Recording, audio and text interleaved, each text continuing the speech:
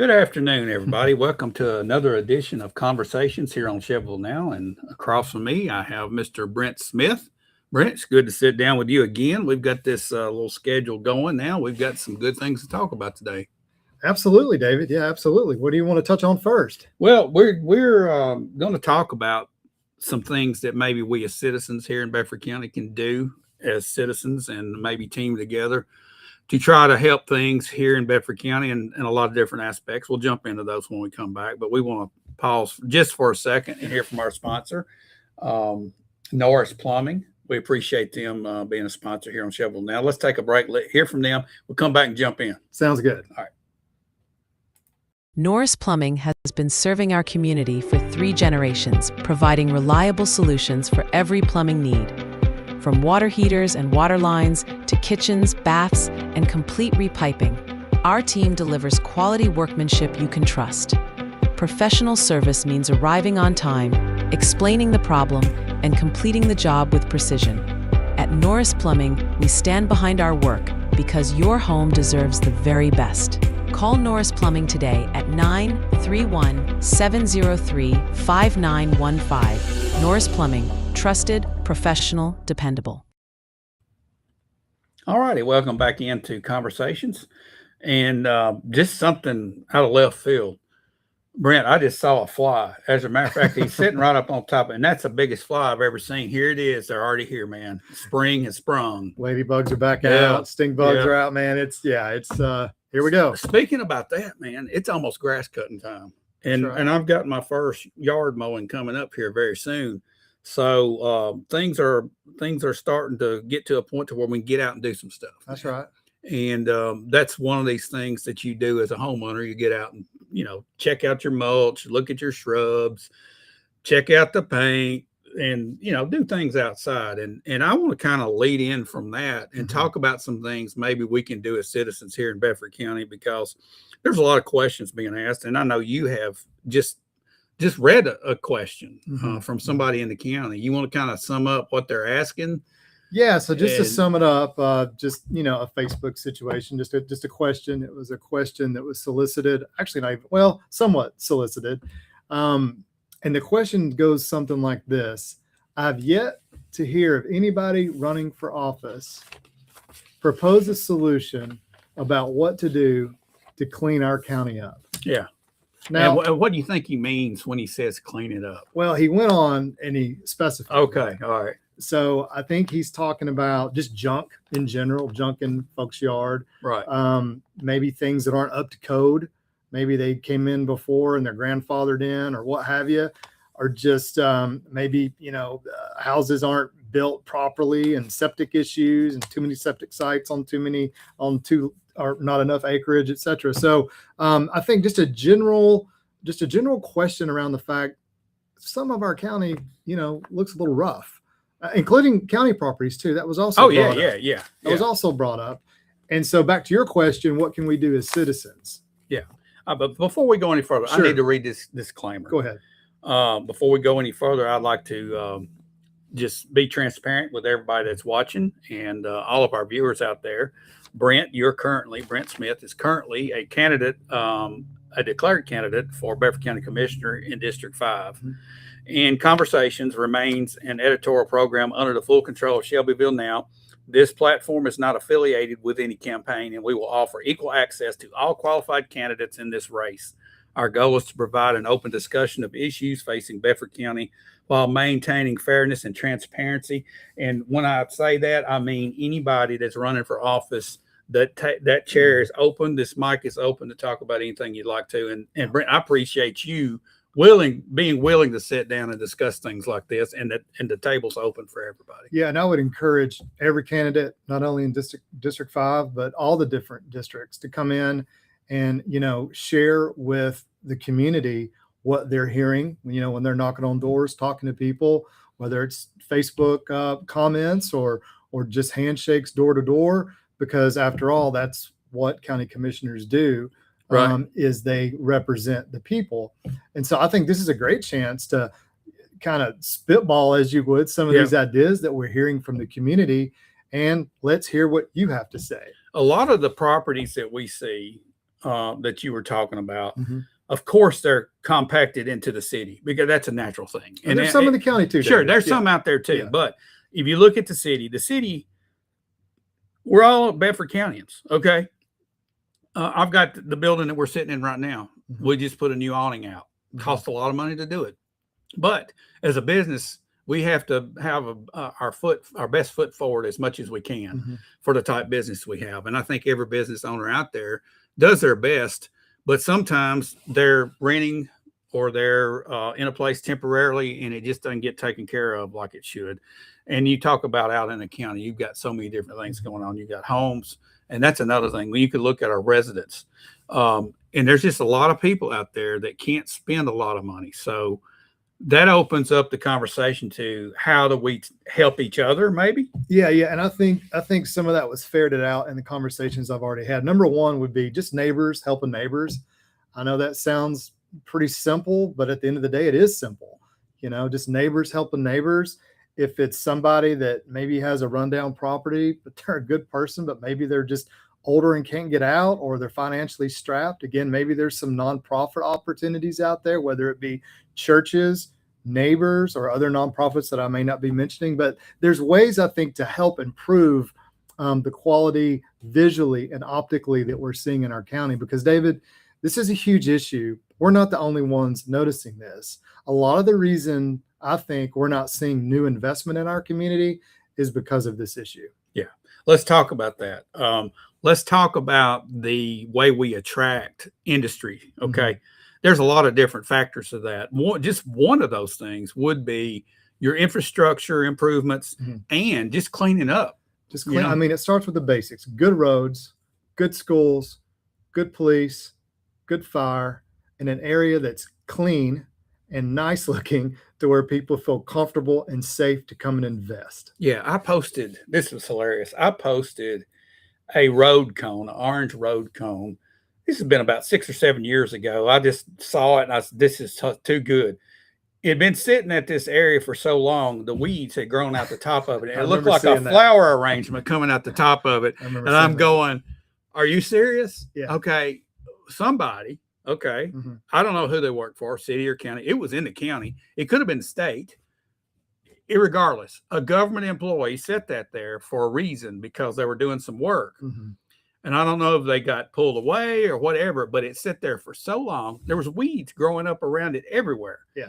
Okay. You look at just different road signs. You'll have trees out in front of the road sign where you can't read it. Just a lot of little things. A small thing, when it accumulates, turns into a huge thing. Sure. Little things like that. Now, there's also solutions. And I think absolutely. Weed eater.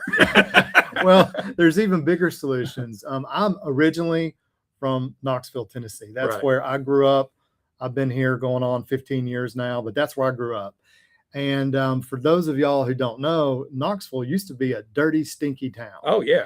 And it was always just lots of factories, lots of dirt, lots of soot. And a long, long time ago, I want to say 70, 80 years ago, Knoxville decided we have to do something about the way our town looks. Have you ever heard of the Dogwoods Arts Festival? Oh, yeah, absolutely. It's a huge festival. It's turned into a true arts festival in Knoxville. They used to have a band contest, marching bands from all over the country. They have all that. Downtown Gay Street, right downtown Knoxville. But this is what they did. They had citizens buy dogwoods, and they were also given dogwoods, and just about everybody in that whole town planted a dogwood tree, just that one thing. And over, many, many years, those dogwoods turned into these big, beautiful trees. And it was kind of localized in certain areas too, where they really took off due to the soil concentrations or whatever made those dogwoods grow better in those areas. But needless to say, that whole idea changed Knoxville's perception, and it just did so much for the town. It's no longer viewed as a dirty town. It's now viewed as a very cool town you want to go visit, lots to offer, and it's beautiful, especially this time of year. You've got the cherry blossoms going on now early. Dogwoods are going to hit, towards the end of next month. And so, again, that's a simple solution, very elementary solution, but that's one thing, we could do. Whoever maybe the next mayor is or the next county commission, maybe they can talk about a beautification project. Just talking about it. Okay, let's think about this. Sometimes we expect our governments just to do everything. Okay, we expect it. And the problem with that going forward, I see, is our money's going to be tight, man. Everything is costing more. Yep. Everything you do, labor's going to cost more as we go forward. Just equipment to do things for our public works, to pave a road. Oh, It's yeah. just insane. We've already talked about this. And those are priorities, obviously. But I think that the county, and I think a lot of folks in Bedford County, we can all do a better job of picking up and making things look better. Yeah. There's a great example right across the street from my driveway. There's a camp, and it looks like a homeless camp. Yeah. You know, and nobody does anything about it because I guess it's coded in as a camp. Yeah. And then down the street is a lot of trash. Somebody throws trash out every single day. And Yeah. so I just think, I don't know where that mentality comes from, but I think a lot of us who live here are sick of it. Oh, absolutely. And the person that does that doesn't give it a thought. They think somebody else is going to come pick it up. Well, when we start picking this stuff up, we start challenging people. Just don't litter. I think that, you can have slogans and all this type stuff, but I think that we need to view, as the weather gets better, the year of 2026 is a renewal of Bedford County. I'd love to see that. Renewal year, and carry it on into 27, because it's going to take a while. Oh, it's going to take a long time. And then we've got to somehow, if our county and city governments have problems upkeeping their buildings and they need help, citizens should get in there and help with that too. But they've got to say, hey guys, we need help. And you got to look at the bigger picture. It may take some time, it may take some money, but what it does for the community as a whole, I think, can bring even more investment in. Right. You know, one of the reasons why so much investment has gone to some other communities around us, I don't know, pick a town, Mount Juliet, Franklin, Columbia, is they've gotten this part fixed. Right. And they're also, and we talked about this off camera and in our discussions before, a lot of these communities are right next to an interstate or have an interstate nearby. Yeah. That automatically they go up the food chain when it's time to put a plant in somewhere. We're fortunate to have the amount of industry that we have right now, Brent, based on where we're located. Well, and let's just go and talk about that, because this is something that we did talk about. I think we played to our strengths. Just like if you're 6'5", go play basketball. Yeah. You know, don't play table tennis, play basketball. Yeah, right. And so we have such a beautiful area with farms, the Duck River natural resources, the walking horse industry, so many, I think, agricultural or agritourism type things. That's where I think city planners and county politicians need to start looking, because let me tell you, David, what's going to happen. We all think AI is the thing now, and it is. Oh yeah. In the next 6 months, you're going to see it totally take over. Diagnosis is at the doctor's office. Oh yeah. You're going to see it writing everything in the newspapers. You're going to see it in law. You're going to see it all over the place. But I don't think people understand in the next 5 years, maybe sooner, you're going to have humanoid robots. Oh yeah. Operating plants. And so what we just don't want another big plant down here that's just going to be taken over by humanoid robots within 5 years. And I know that may sound crazy right now with me saying look that. At where we were a year ago, though, Brent, exactly, versus where we are now with AI. Yeah. So let's play to our strengths. Let's play to what put Bedford County on the map. And we know what put Bedford County on the map. Agriculture, the walking horse industry, our beauty of our county. Why are people moving to Bedford County? Why did I move here 14 years ago? I wanted to get out of the sprawl of Franklin. Right. You know? I wanted to get out of that. And so I think we have an opportunity. Again, it's the crossroads. We talk about it every time we sit down. I talk about it a lot. Right. Just people that I'm out meeting. We're at a crossroads, and we have a chance to take our community in a different direction. Right. I like the idea. Have you ever been to Blue Ridge? Man, I've spent a lot of time in Blue Ridge. Okay. Yeah. We could have something like that. We could. And capitalize on the Duck River. Cabins, yes, canoe, kayaking. You know, you get close enough to it off of floodplains, maybe in a bluff, and have, you could build the east side and the west side of Bedford County with that type of stuff. And where are they coming? They're coming to Shelbyville, and they're going to come check our square out. That's right. They're going to go eat to at a War good Trace. restaurant. They're They're going to go to Bell Buckle. Hey, Bell Buckle Craft Fair. Yeah, it's huge. It could be huge. That's another positive we have. We bring people from all over the country here. We need to capitalize on that entire month. Yeah. And if you had cabins and I mean, it's going to take some investment. Some people with money is going to have to come to it, but they've got to see the opportunity. And right now, we're covering the opportunity up by not being as clean as we need to be and not putting that out there. You know, we don't talk about it enough to other areas. Let me ask you a question. You're obviously from here and I'm not. And I've gotten the comment. Well, but, let me say this. You're from here. Yeah, I mean, so you live. I mean, I've been here, all right? literally almost. You're from years. here. You mean you weren't born here? When I was born in Bedford County Hospital, but I lived in Murfreesboro at the time Yeah. for about a year. So technically, I could say I was born and raised here, but raised except for 1 year here. Okay, all right. But if you live here, you're from here. That's what I'm saying. And so we have so many people that have moved to Bedford County. We've got people from other parts of the state like myself. I'm a Tennessean through and through, but I moved here, right? Yeah. There's people from California. There's people from up north. There's people from all over, and they bring unique, valuable, credible ideas. And you know what? Some of them that have moved here might be retired early and got money, and they're looking for a way to invest.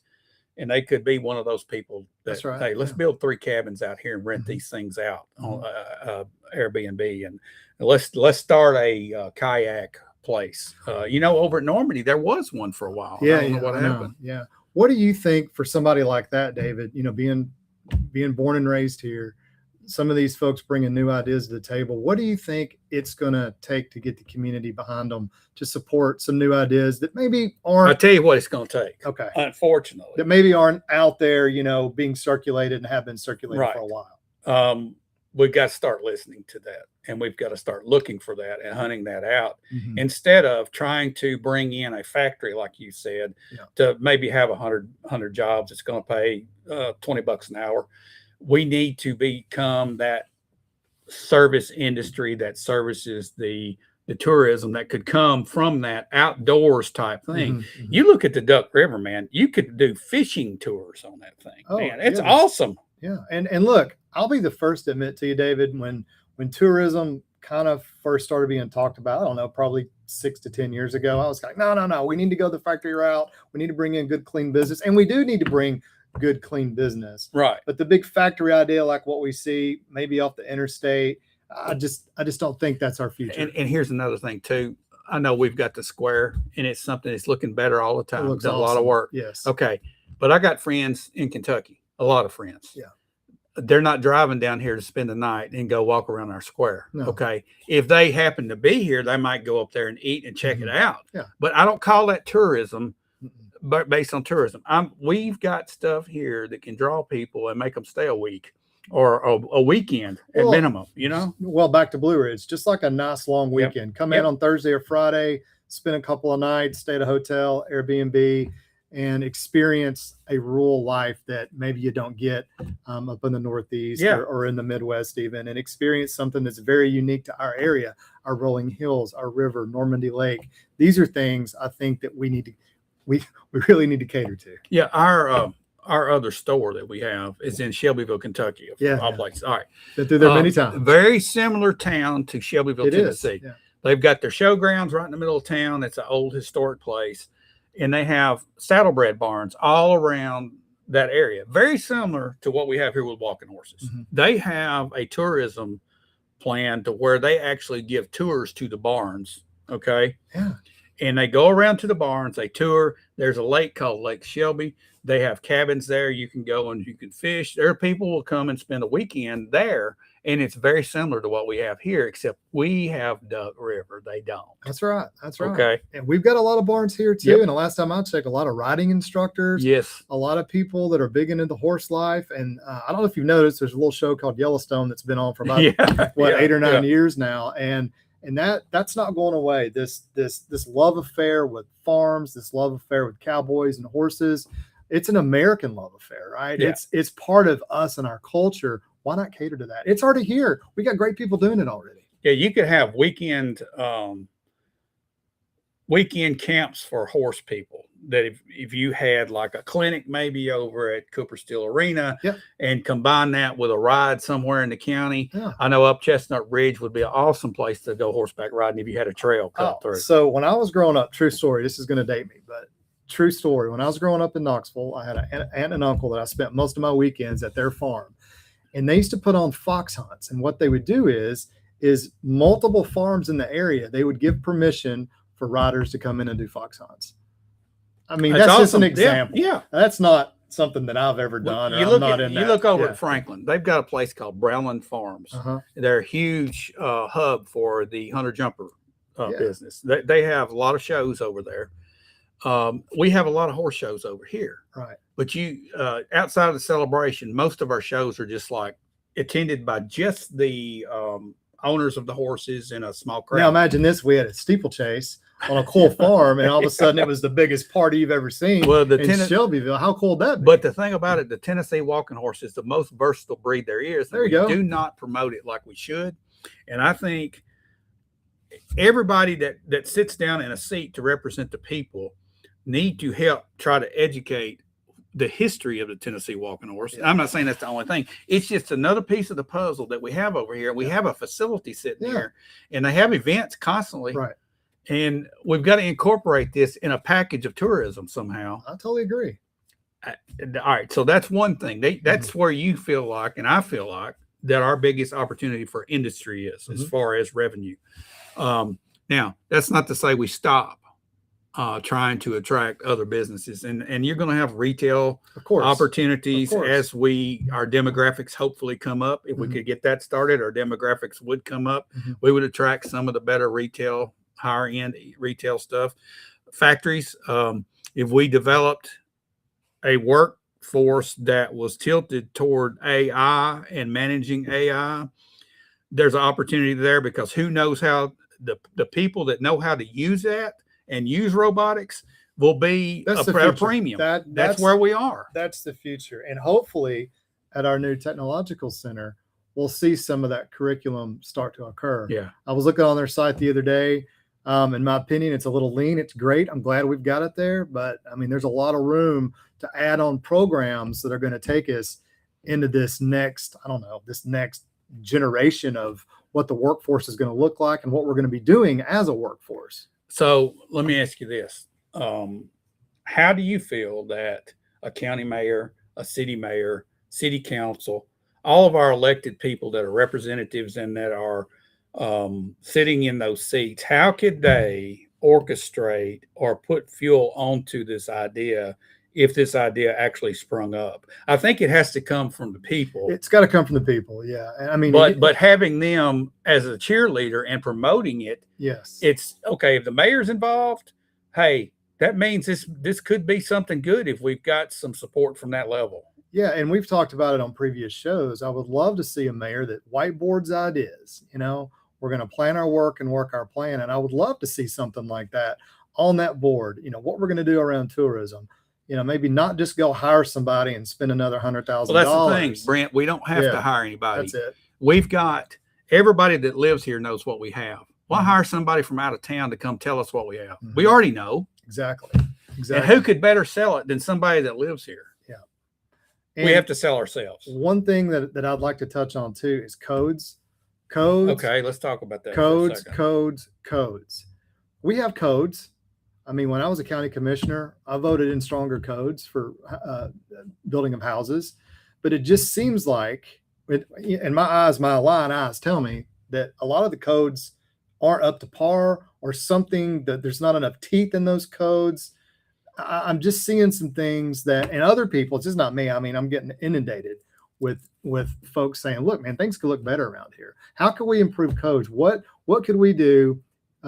Still maintaining personal freedoms, property rights, all those things. You would have to expect some sort of ethical line drawn. Right. Okay. Right. And right now, I feel like the big thing about Bedford County, and it has been for the last 4 years, is maximum profit potential. That's it. That's all everybody's looking at. And what's good for goose, maybe not good for the gander type thing. I think it is bare minimum. Just whatever the bare minimum is, that's what we're going to do. We're going. What do we got to do versus what should we do? I think that's a good observation. I mean, if you build a house and you could spend 20 more thousand on that house and make it 100% better, versus just cutting those corners using a little bit bare minimum materials, bare minimum workmanship, just the bare minimum. I think that quality takes those, just like I was saying earlier, those series of small things Yeah.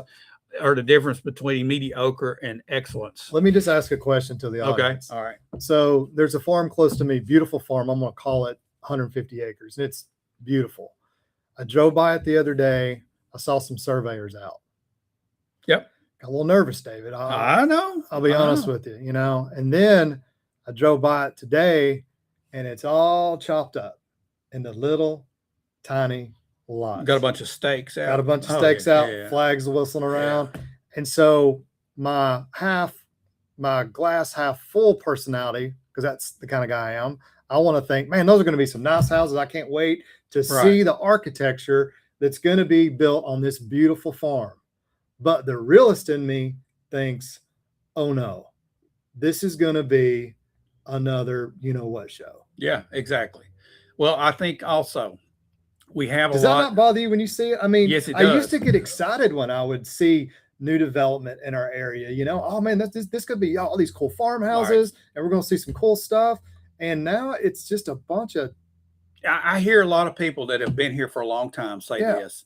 Oh, here comes somebody from Montana, or here comes somebody from Colorado, here comes somebody from California, and they're out here buying pieces of land, and they're building a home or buying a home with land, and they want that land because they've been cramped up for so long. Yeah. Why don't we take those folks that are coming here and pair them? Our real estate agents, I'm sure, are doing it, and pair them with some of the people that own 100, 200 acres out there, but they want to keep this land intact and not spoil it. Right. But we've got to do a better job, because we have to offer these people that are getting up in age, or farmers that are saying, I can't make it. We've got to offer them options.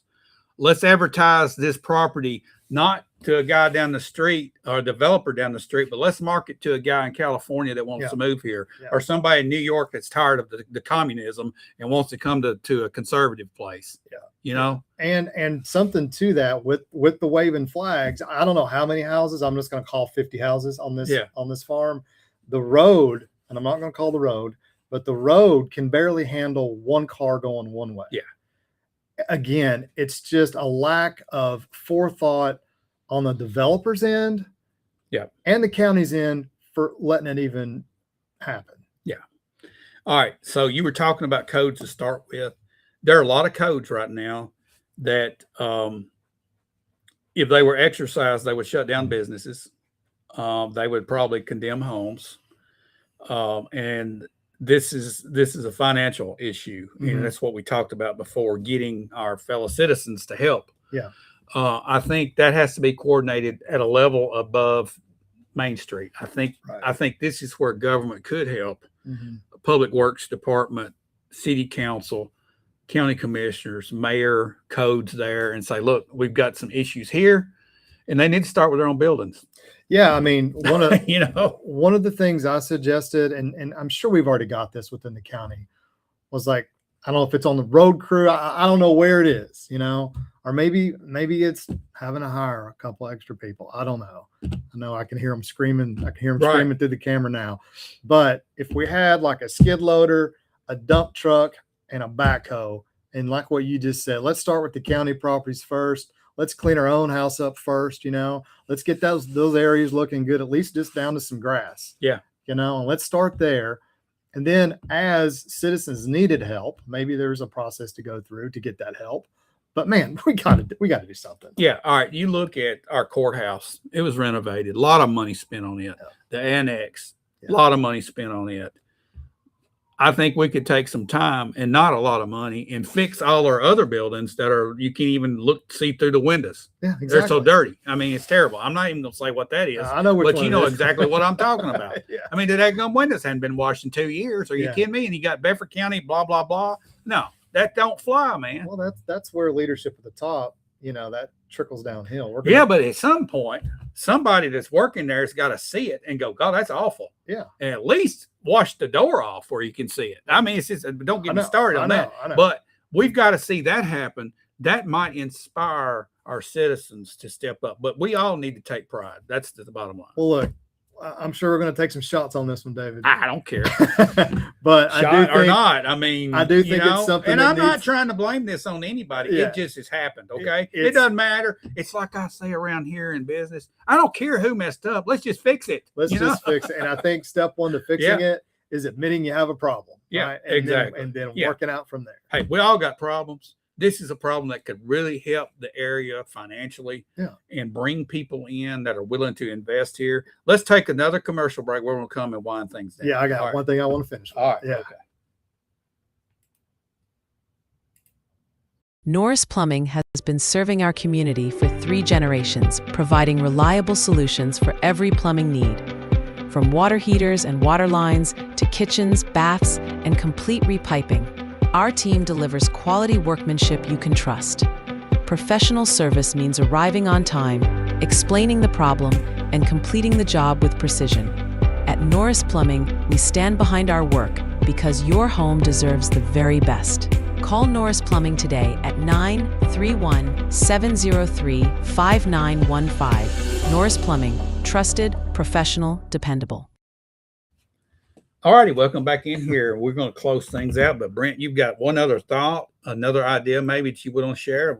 It's all yours. Yeah, and it's not that original. Okay. But wouldn't it be cool, and I think it'd work, if the county were to take one weekend twice a year, maybe spring and fall, and they were like, hey, look, let's everybody get together in the county and just this weekend clean up, organize something, maybe with hot dogs and hamburgers, and we can all get together and we can look at certain areas that need the most cleanup. We work at the worst spots first and then work our way out. Yeah, and there's nothing wrong with Aunt Susie out in the country saying, man, I haven't been able to cut my grass. Yeah. I need some help. Yeah, she just had hip surgery. She needs help. Yeah. So my gutter's falling off. Hey, a gutter falling off, replaced, is a little bitty thing. That's right. But you start doing that all over the place, and it changes the complexity of things. A paint job, just all types of things like that. So, yeah, I think that's what we've got to start doing. And it's countywide, in the city, in the county, everywhere. And I think it's a great idea. Yeah. All right. Thanks for watching, everybody. We appreciate you tuning in. Thanks for our sponsor, Norris Plumbing. We'll be back again with another edition of